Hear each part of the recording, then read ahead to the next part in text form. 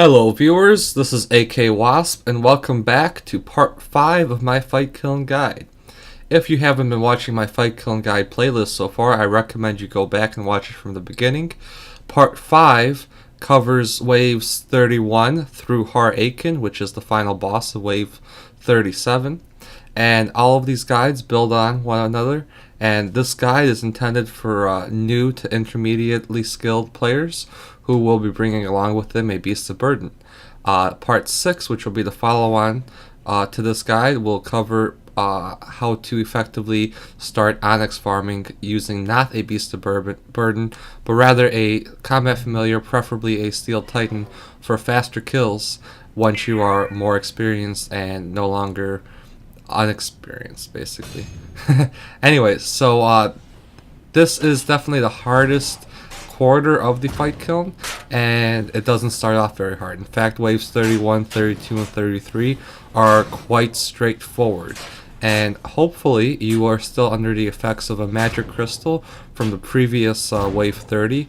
If not, that's okay. Then, well, anyways, in wave 31, you have, or in each wave 31, 32, and 33, there are 4 monsters that spawn, all of only one type, so basically 4 of the same monster, different for each wave, and each of the 4 corners of the room.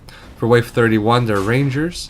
If you are still under the effect of the magic crystal, I recommend just keeping your Storm of Armadillo gear on and just using that to take out the rangers, because it shreds through them real fast. Even if you don't have the magic crystal, that's an option.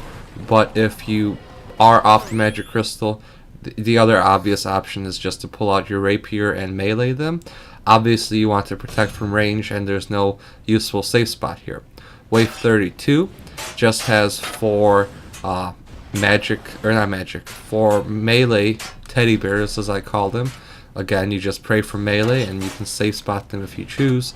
But it's real fast, just take them down with your Storm of Armadillo or Polypore Staff if you really want to be economical, and take them out that way. By this time, during some point during the wave 32, your magic crystal should have expired by now. If it hasn't, that's quite unusual, but it will. If you've been under the effects since wave 30, your magic crystal will expire during wave 32. And basically, when there's only one teddy bear left, is an ideal time for you to re-overload and heal up with the Enhanced Excalibur and just do some Beast of Burden, inventory management setup, because after that wave, you're going to be in a big cluster of battles for the remaining of the game. So go ahead and let just one teddy bear stay alive and get them stuck behind a rock so that you can equip yourself better for the upcoming waves. Now for wave 33 is 4 magical cats, as I call them. They're the high level magical creatures who again hit through prayer. Not very hard, not at full strength, definitely at a diminished capacity, but they do hit through prayer, and therefore you want to use your ranged attack against them and pray against magic to stunt most of the damage that you're taking. And if you are on prayers, definitely turn on rigor at this point, because there's just cats everywhere, and you could technically get 2 of them stuck behind the rock, but it doesn't really make that big of a difference. Just get those cats down as fast as possible. Obviously, staying at least 2 squares away from them so that they cannot melee you, so that they're forced to only mage you. And definitely remember to use your dread nips, because that'll help speed up the kills, and the faster the cats are dead, the less damage you'll be taking from them. After wave 33, you get another cutscene, and basically the Tokhar tell you that, well, I'm not sure what they tell you, but they basically tell you that you're super awesome for making it this far, and now they're not going to hold anything back. And basically that means that you'll be facing a Jad, at least a Jad, or worse, on each of the remaining waves. So, for wave 34, Jad spawns to the southeast. So you want to be hanging out north of the rock, near the middle of the room, north of the rock. That way the Jad will get stuck, and you'll be safe spotted from the rock. But there'll also be a melee monster, melee teddy bear, and one of the larger rangers in the room with you as well. My recommendation is to wear your magic gear, and preferably Ganodermic, which has really high melee defense, and activate your Protect from Range prayer because you have very low range defense. Tank the teddy bear while taking him out first, then go ahead and use some sort of distance attack, either Storm of Armadillo or just a ranged attack to take out the ranger, so that the map is clear and you just have Jad left, safe spotted, so that you can take him out. Then go ahead and use Storm of Armadillo against Jad, as you have done 3 or 4 times already. Shouldn't be anything new. But be careful, because this next wave, wave 35, is the first and only time that Jad spawns to the north. And it can throw people off pretty easily, so you want to be standing... actually, if you stand to the south, you're not exactly safe spotted. You want to be standing to the south and to the west. If you're on the west of the rock, is where you will sufficiently be safe spotted from Jad. But this is a very difficult wave. Excuse me. So as I was saying, this is a very difficult wave because all of the major high tier monsters of each class are present in this wave, meaning you have the magical cat, the teddy bear, the large ranger, and of course Jad. And there's no really effective way of dealing with tanking them all out.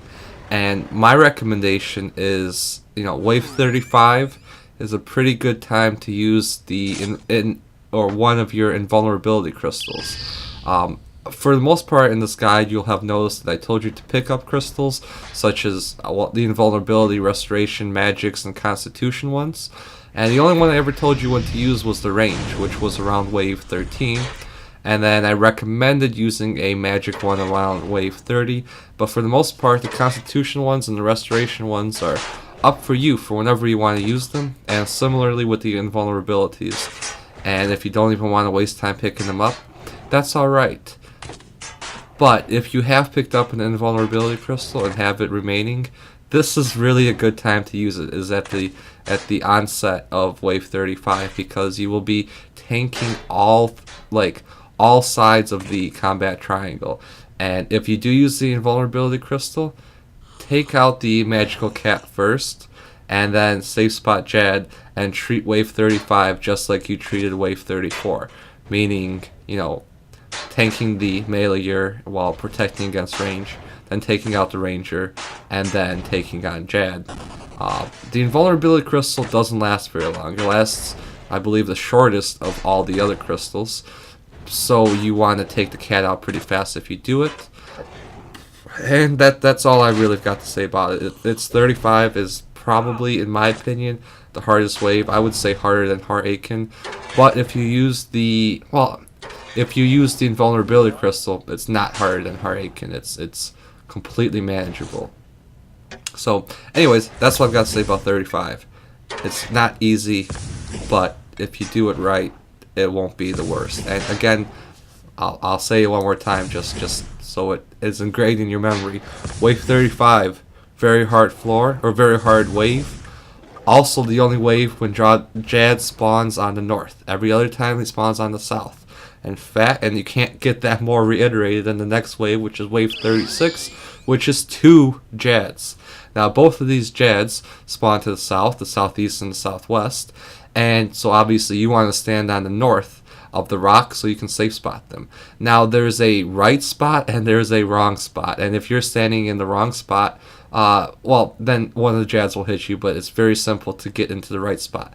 The right spot is the to the north of the rock, immediately adjacent to the rock, but more to the center of the room. You may notice that the rock isn't actually it's near the center, but it's not in the exact center. So you want to stand in the center of the room, north of the rock. If you do it right, then both Jads are completely stuck, and you can taunt them all day long if you want. Take your time, re-equip your inventory. Actually, an excellent time to do that. Use a magic crystal if you want. It might be a bit risky because it won't wear off in time for Har-Aken, and with the reduced defense and range stats, you will get tore pretty hard by Har-Aken, but not if you're more skilled. But if you're a novice, I wouldn't necessarily use the magical crystal here, but it does make for much faster kills. Anyways, both Jads are stuck behind the rocks, so you just step, not step north, but step northeast or northwest, so that you just take one Jad on at a time, and then you take the other one down secondly. So basically you're just only taking down one Jad at a time.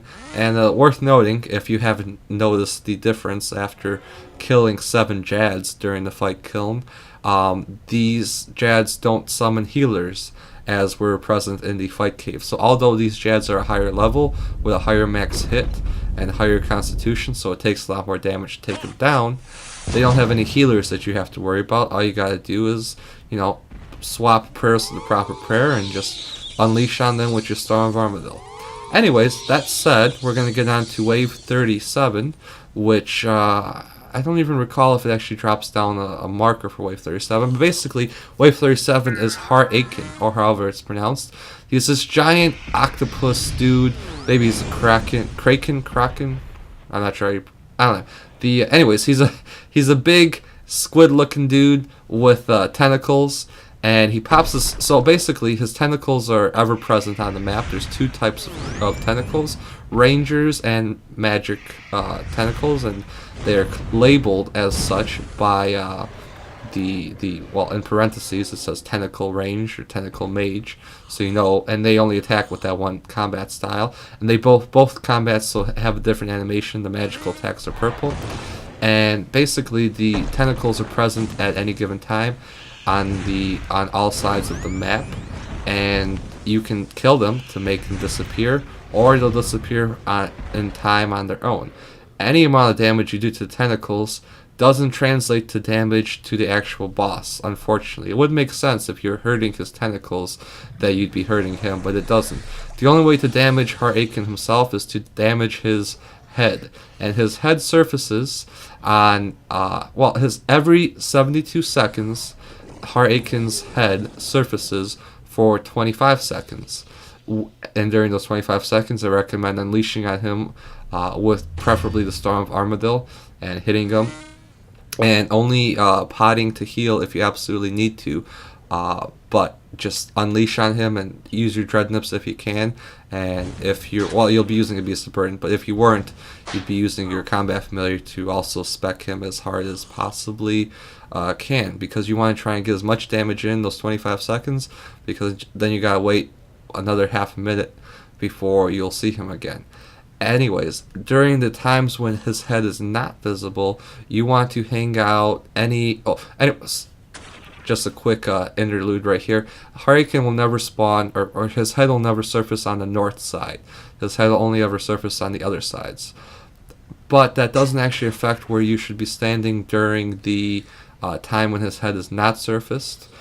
Basically, you want to find a corner of the map which has either only magical or only ranged tentacles present, so that you can effectively put on the proper protection prayer and just kind of tank them out, or take them out if you want. But tanking them, there's no benefit to really taking them out, except that if they're dead, they're not hitting you. But if you find a corner that only has one type of tentacle, then you're pretty safe. And basically you wanted to pop out every now and then and see where Har-Aken is, because once Har-Aken is visible, you want to blitz him, hit him with everything you got as hard as you can. But most of the time, and this isn't always true, but most of the time when you're in in combat with Har-Aken, you are actually going to be tanking both the ranged tentacles and the magic tentacles at the same time. And if at any time you're actually standing on the edge of the map, they can melee you also. But if you're using Ganodermic armor, the obvious choice is to pray ranged, unless there's like no ranged tentacles on you, which is kind of unlikely. But you'll be wanting to pray ranged because you actually have relatively high magical defense and magical absorption, whereas you'll be very susceptible to range attacks to just absolutely tear through you. So that's what you want to do. If you have the Takol Zo ring that does 10% extra damage, do that. And if you have any crystals left over, which you probably do, I end almost every time that I'm in the Fight Kiln with crystals left over, which is kind of a waste. But yeah, definitely use them up if you can. The Constitution one, if I haven't mentioned this before, the Constitution one boosts your Constitution healing ability. So basically you heal for a lot more if you're eating or using a unicorn scroll or using a brew or whatever. It just heals you for a greater extent. And unlike the the magic, range, and strength crystals, it doesn't reduce your other stats. So that's something to keep in mind. That's a nice, good one to use. But if you use that, you can't also use the Restoration Crystal. If you try using the Restoration Crystal while you're under the effect of Constitution, for example, it'll say you are already under the effect of a crystal. You have to wait for it to expire before you can use another one. And if you have any invulnerability crystals still left over, definitely use those up. Definitely, the best time to use it would definitely be as you are attacking Har-Aken's head, because that's when you'll be taking the most amount of damage. And you won't be taking that damage if you have invulnerability activated. And try and use up the restoration crystals too, because they just help. And after you've successfully taken down Har-Aken, and I'm not saying if you have, I'm saying after you have, because I'm confident if you follow this guide you will. You'll be given the choice of accepting the what's it called, like the Rhino cape, the cape that's basically an upgraded version of the fire cape, or an uncut onyx. And obviously, well, not obviously, but presumably you'd want to take the cape if you haven't got the cape before. I personally have 2 capes of my own because I like to have an extra cape in the bank just in case. But yeah, definitely get a cape because they're awesome capes. But if you do decide to do this Fight Kiln over and over, either because you find it to be fun, or you like the challenge, or you just want to make a lot of really good money, doing this over and over for the onyxes is a great way to go. And once you are comfortable with the Fight Kiln mechanics, check out part 6 of my Fight Kiln guide, which covers speed onyx farming using a combat familiar versus using a beast of burden. Essentially, a lot of the safe spots are the same, but with a combat familiar, it makes everything faster, and faster kills means faster profit per hour, essentially, even if you're spending a bit more money. But don't wanna spoil everything that's good in part 6, so I'll leave you guys with this.